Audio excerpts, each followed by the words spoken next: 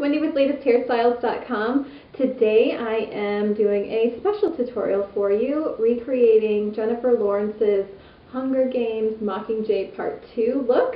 We're going to focus on the hair in particular because this is Latest Hairstyles, but I also want to tell you a little bit about the makeup to help you recreate the look that she has going on. It's like natural but glowy, and then I'm also going to give you some suggestions for clothes that you can wear.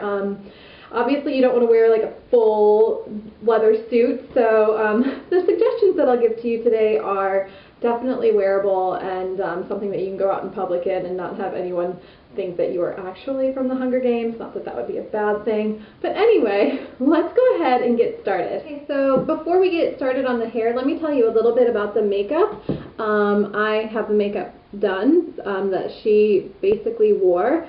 Like I said, it's very glowy, but also very natural. So to achieve that, I used a BB cream on my skin after using a primer. That just kind of keeps the skin looking moist and glowy and dewy, all those things that you want. And then the next thing I did actually was I went in with Paula Choice's blush palette. It's also a contour palette, and I used the bronzer and a very fat brush on my cheeks, a little bit on my forehead, and just everywhere that I wanted to add a little bit of glow. I also added shimmer onto the apples of my cheeks, kind of liberally actually, and then I also put some on the bridge of my nose, again just to give a little bit of that shimmer glow effect. And for a little bit more warmth, I put a little bit of this, it's kind of like a dusty, rosy pink, a little bit darker than any of the other colors here on the apples of my cheeks as well. Again, I used a really light hand. I kept it really natural.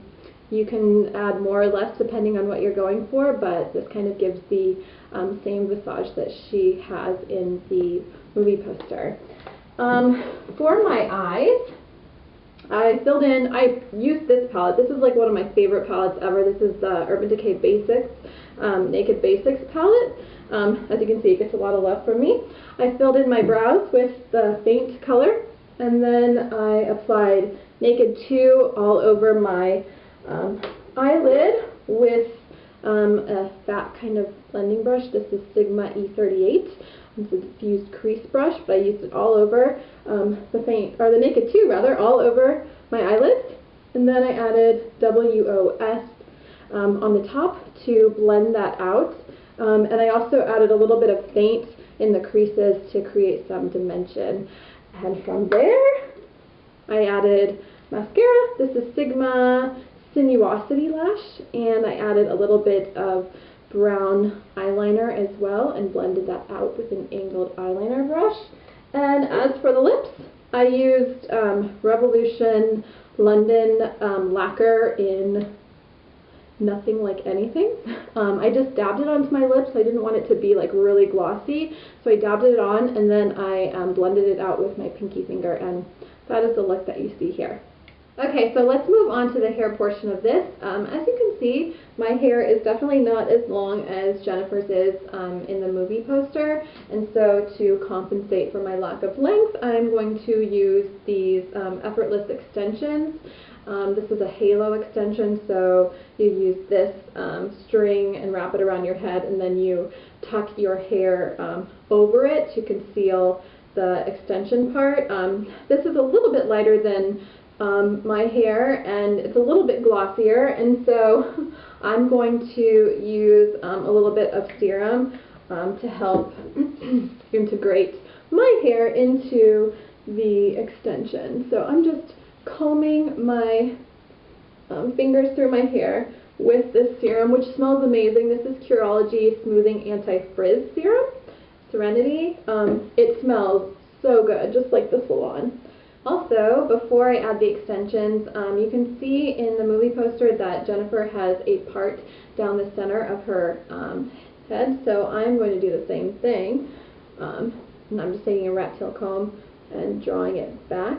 So I've divided my hair equally down the center, and I'm going to go ahead and add the extensions.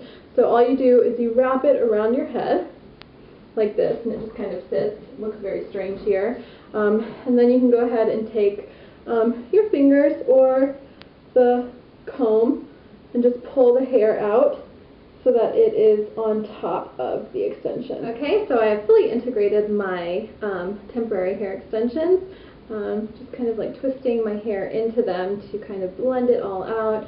And I also went in again and redid my center part. So I'm ready to go for the next step. Step is I'm going to bring my hair over to the side.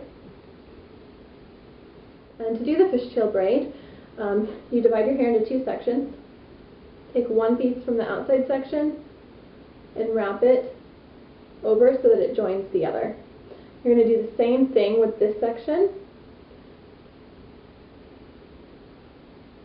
Take it from the outside, wrap it over, and let it join the other section. And you're just going to keep doing that back and forth, back and forth. Some suggestions for you. Her braid is very tight, so every time you pull your hair over, I'm just going to pull that piece out later, tighten it, really tighten it. And then again, just keep repeating over and over again. Okay, so I've reached the bottom of the fishtail braid and I'm just going to secure it with an elastic. You can see that my fishtail braid is pretty thick. That's because the extensions that I used were really thick. Obviously, the thickness is going to depend on how hard you're tightening as you go, and then also how thick your hair is or your extensions are.